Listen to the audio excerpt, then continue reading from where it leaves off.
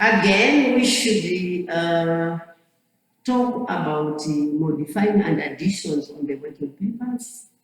If they are there, if it is necessary to modify or add new audit documentation to a file after it has been assembled, the auditor should do that.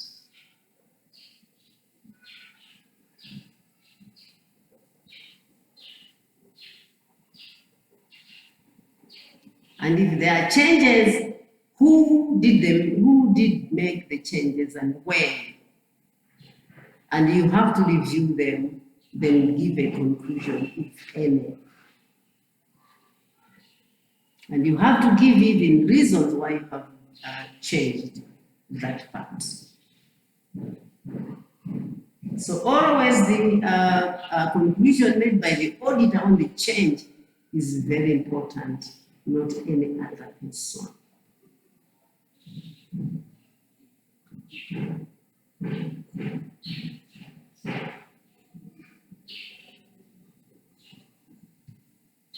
Exemptions after audit reports. You have written the report, and what are some of the things that as you are seeing? So if any exemption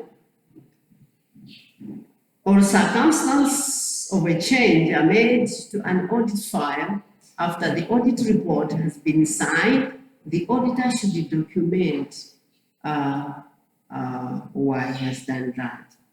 The audit procedures performed, evidence obtained, conclusions, and what you have drawn. When and by whom, why have you done the documentation after reviewing everything?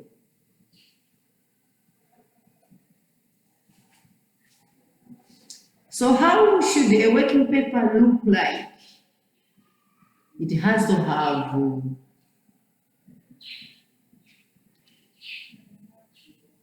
a name of the client, the name of the client, the year that you have done the audit, year-ended date,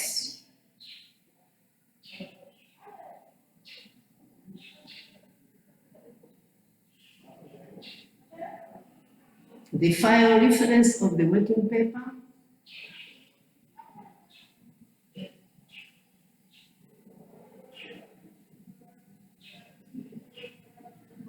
the name of the person preparing the working papers,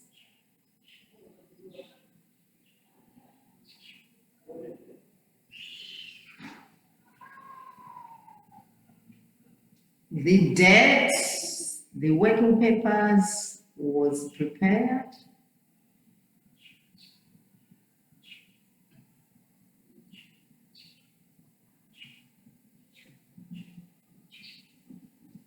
the subject of the working papers,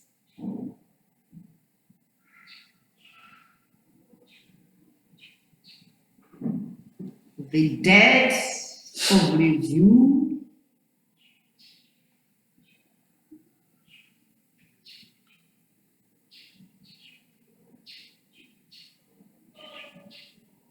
the objective of the work done,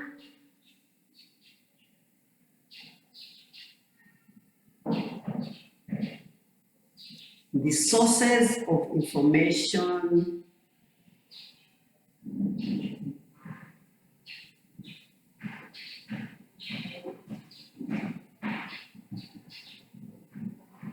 the sample size,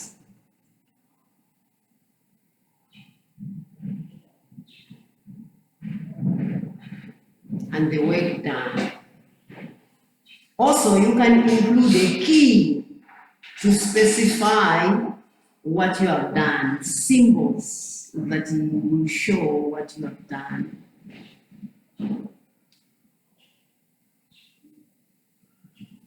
Appropriate cross-references. For example, you are talking about, let's say you have talked about risk assessment. You put a star in the key, you say star, risk assessment, you explain what is the risk that you found out. When you talk about, let's say, evidence, you say, you put something different, let's say a mark, you say mark, then you explain what you are talking about.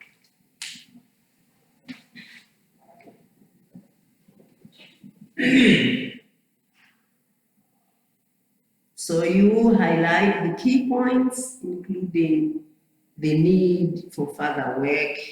You can also talk about them that this you have to scrutinize next in coming audits. So work papers have to be clearly referenced. The reference system used should be logical, facilitate review by enabling reviewers to be able to find their way about the audit file easily and help ensure that audit work is completely carried out and no important tasks are missing.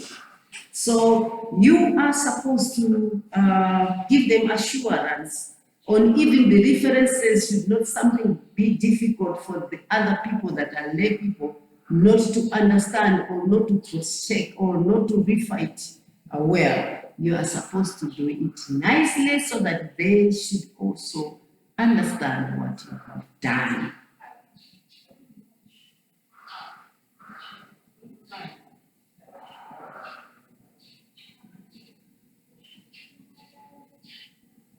So work papers are also put in accordance with the audit plan. As we have already heard what are the contents of the work papers, it means you start from the start when you are going to see or have the first meeting with the organization for you to go and audit. So you start from there up to the time you make a conclusion or when you have audited from the planning, then everything that you have done has to be included. So according to the work papers, it means everything is there. That's why in the first instance, we say that work papers or working papers are a tool to these people that you have written. It's evidence to the organization, the other people that are coming in. The organization or shareholders look to a way forward that our company is going to be a continuity. Management make their decisions on the work papers. So look at that. They are very, very important. Mind you, as an auditor, you are the watchdog, or you are the eye of the organization. That the organization is going to know what to do after you have done the audit, because you are going to show them the way forward after you have done your audit. So work papers are very, very important to you as an auditor, but also to the organization and the other people that are saying that want the information, the bankers, the government, and even the stakeholders, shareholders, stakeholders, and these others. So work papers are very, very important. Any questions before we go ahead?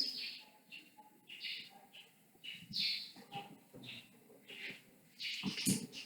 So we continue on working papers, automated working papers.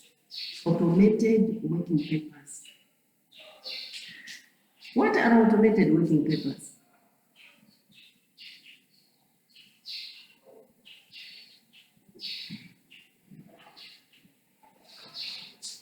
When they are computerized. Yes, computerized work papers. Automated working papers Now developed packages have been developed which can make the documenting of work papers or audit work much easier. Such programs aid preparation of work papers, lead to schedules, the trial balance, the financial statement themselves. They are automatically cross-referenced, adjusted and balanced by the computer. So maybe now you have been given a simplified work papers in connection of financial statements. You have a balance sheet that is computed. You have a trial balance, and you have even the profit and loss computed. So this has made things easier for you as an auditor than previously when you could just do it on your own. What do you think are the advantages of the automated work papers?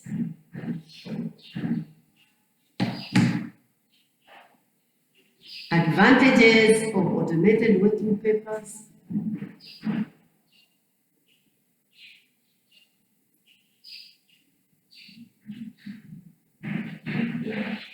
More reliable. More reliable, the risk of errors is reduced.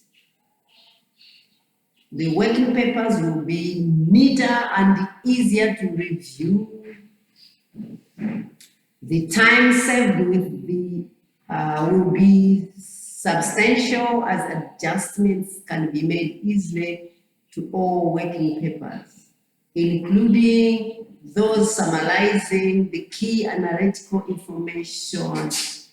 All those are now made easy. Standard forms do not have to be carried to audit locations.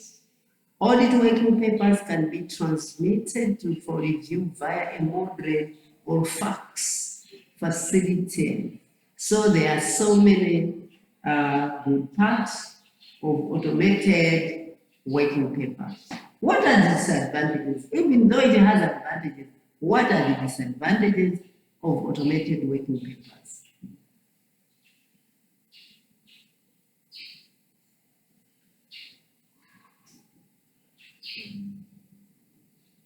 I think requires to an expertise. It requires expertise. It may be inappropriate to follow set procedures for a particular client. Adopting a standard approach may stifle initiative and discourage the exercise of professional judgments. Adopting a standard approach may stifle or initiative and discourage the exercise of professional judgment.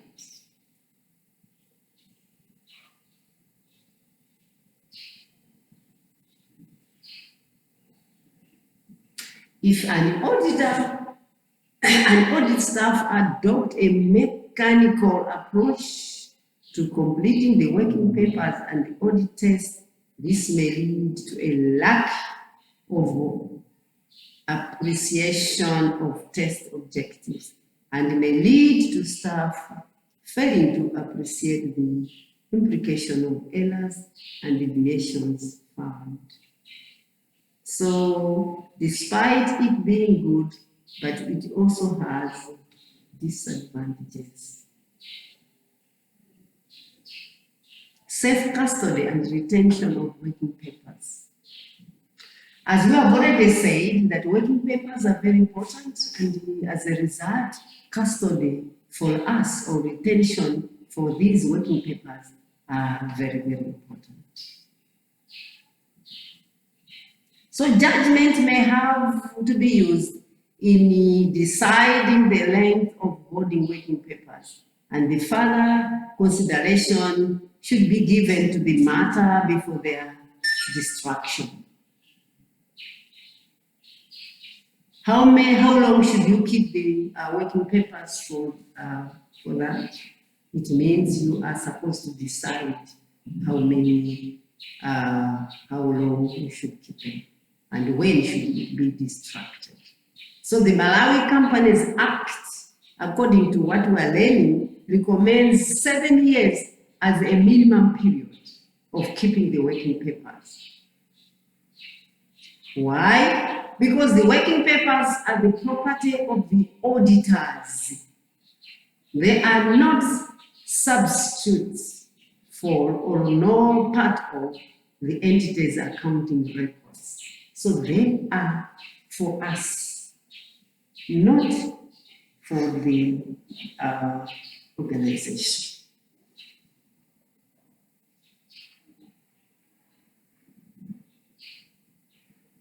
So auditors must follow ethical guidance on the confidentiality of audit working papers.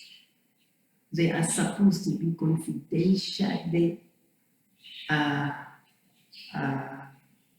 kept or guided. They may, at their discretion, you as auditors, realize parts of the whole working papers to the entity as long as disclosure does not undermine the independence or validity of the audit process. Information should not be made available to third parties without permission of the entity. We don't just talk about what we have found out or what is in the work papers. You as an auditor has to be keeping the confidentiality. You don't just talk about them. That is one of the biggest professionalism for an auditor. You are not supposed to disclose what is in it. It should be kept confidential.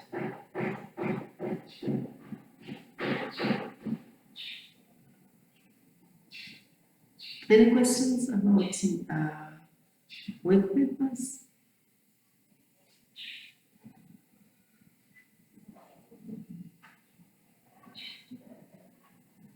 Any questions about work papers?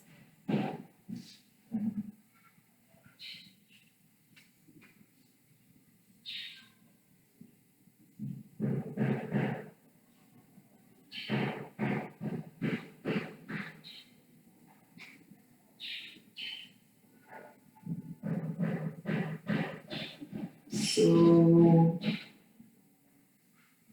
then now we just have to go to start another topic that is in connection of audit plan. Audit plan.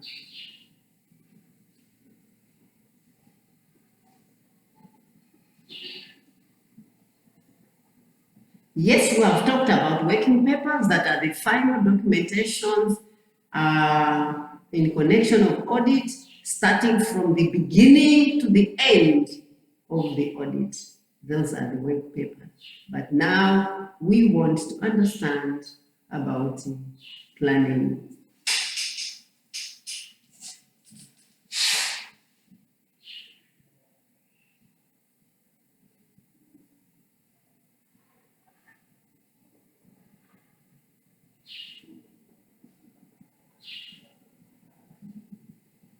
Audit planning.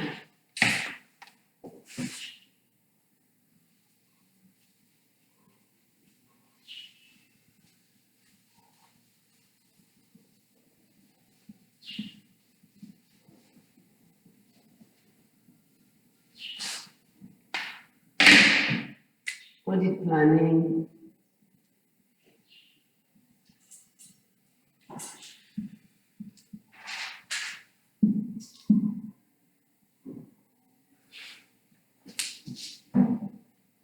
We just have to start the audit planning. We continue next week, But because there's still few minutes that we as auditors have to utilize, we just have to continue these few minutes in connection of audit planning. Audit planning has got stages. Audit planning has got stages. We have stage 1.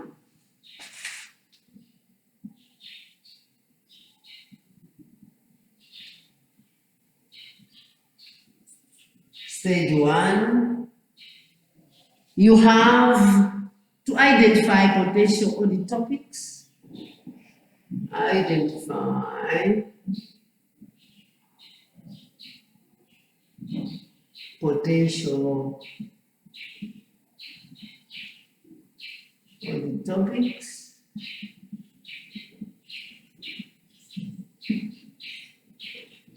To prioritize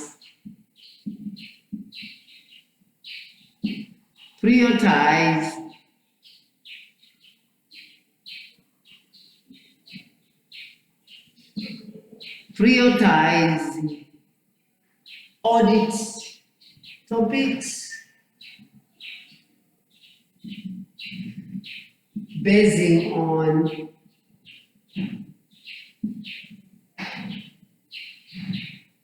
risk.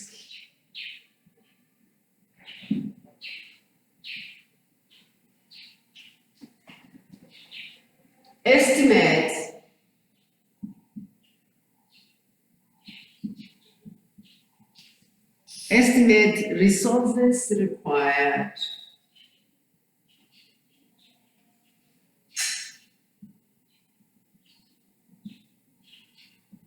Are those still on the stage 1? Yes, all these are stage 1. Then document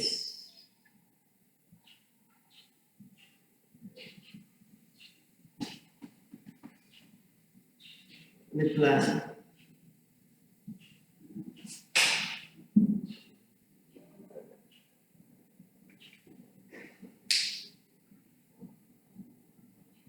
You have to identify the potential topics in connection of your planning,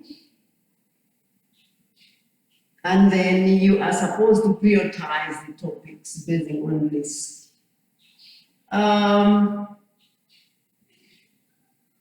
There are different types of risks. I think you are going to learn in these other classes that others are not crucial, others are. So that is what you guys want to say, which one is very crucial that I should start, and then which one is not. So you base on that. You also estimate the resources, how much is required when we are going to be doing the audit that we are planning. So you are supposed to estimate the resources that is required. Again, you should document the plan so that it should be known. And this, if I go to the Bible, it's also written in the Bible that when you have your plan, you're supposed to write it down so that it should be materialized. So this is what an auditor has to do. Stage 2.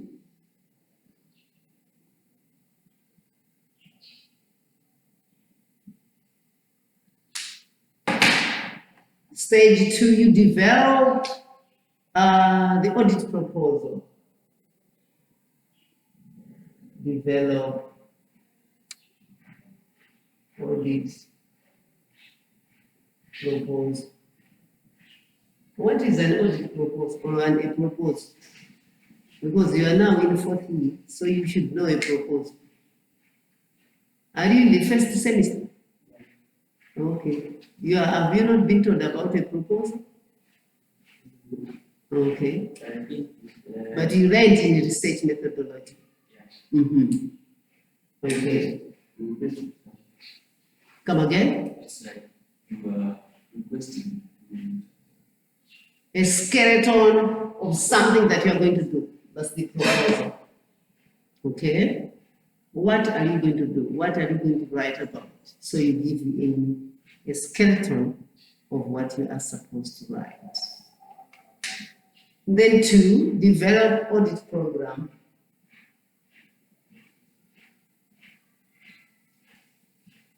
Audit program.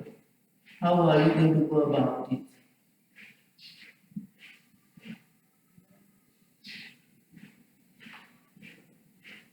Then the third one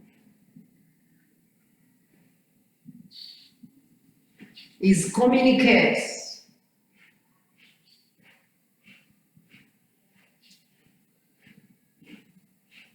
Communicate with the auditee.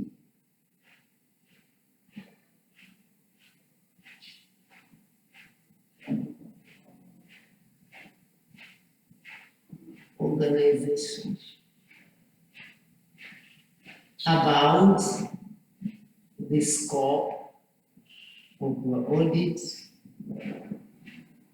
the objective of your audit, again, the criteria you are going to use.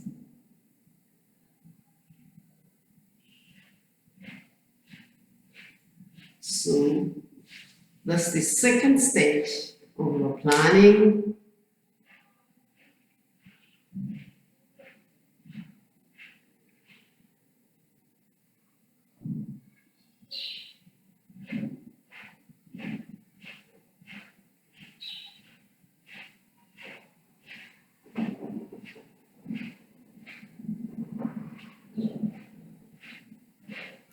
Then you go third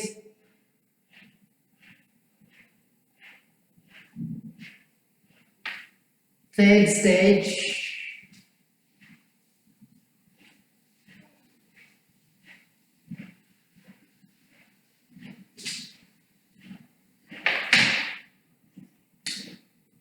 That's execution, third stage. You gather information.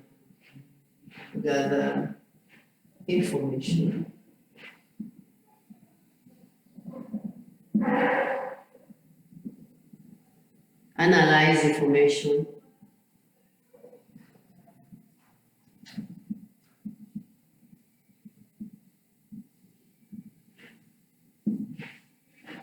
Then prepare audit documentation.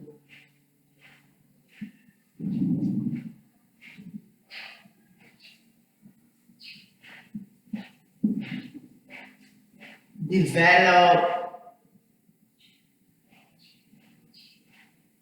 findings and recommendations.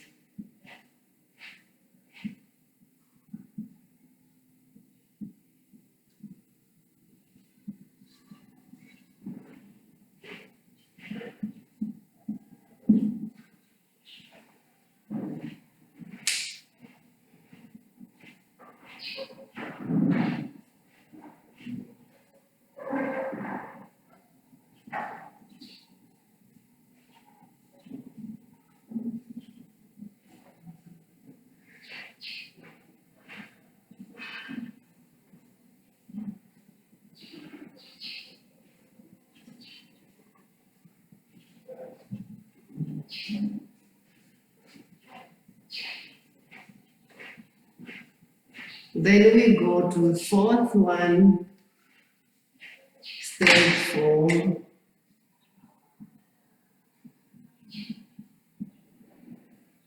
Stage 4, prepare audits, draft audit report.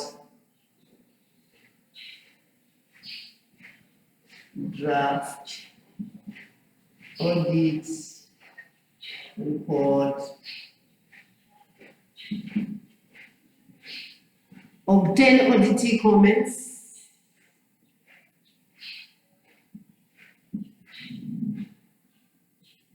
Auditee comments.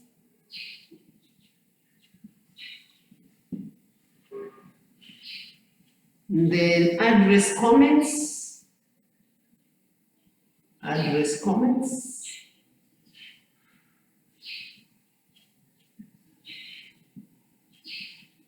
Then conduct internal quality assurance review. Conduct internal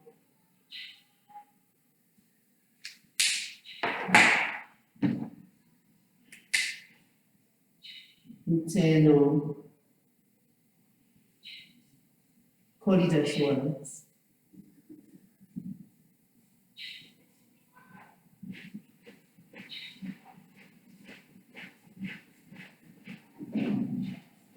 Quality assurance review.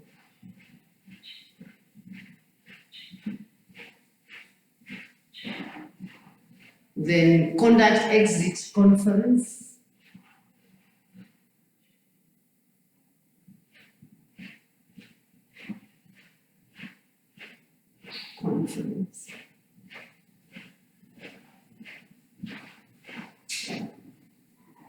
And then issue final report.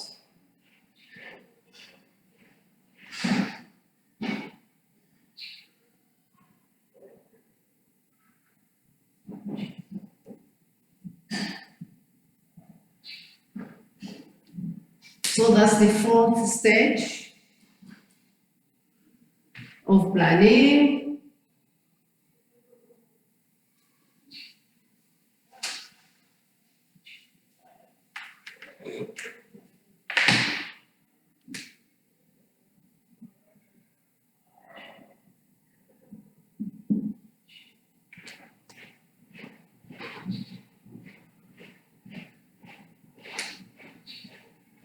Obtain, this is a follow-up stage, obtain audit corrective action.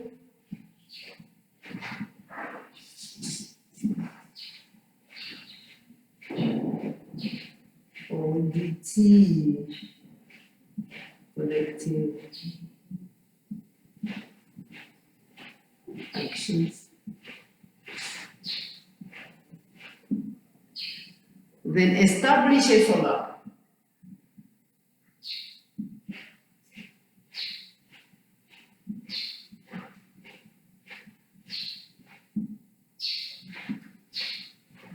Assess progress.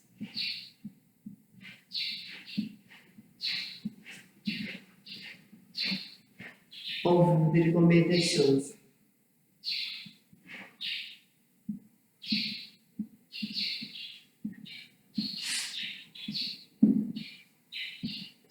Then lastly, report follow-up activity.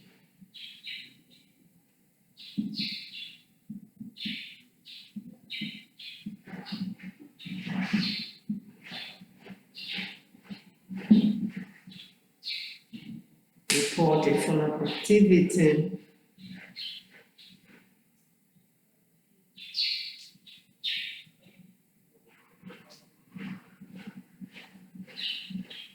So these are the stages that us as performance auditors have to know. And not only that, there's this conclusion, a performance auditor should also be aware of the quality assurance and control processes that apply in the audit standards. And these will be a brief but important statement, but what the performance auditor should do if they come across indications of fraud or other criminal activities, we should take action. So these are some of the things that we should know when we are planning for an audit as performance auditors. I think for today this is fine, and we can stop here, but we're going to continue still on planning by, let's say, breaking into the parts that were done. For the audience, thanks so much. We continue with the sign-in sheets here. Thank you so much.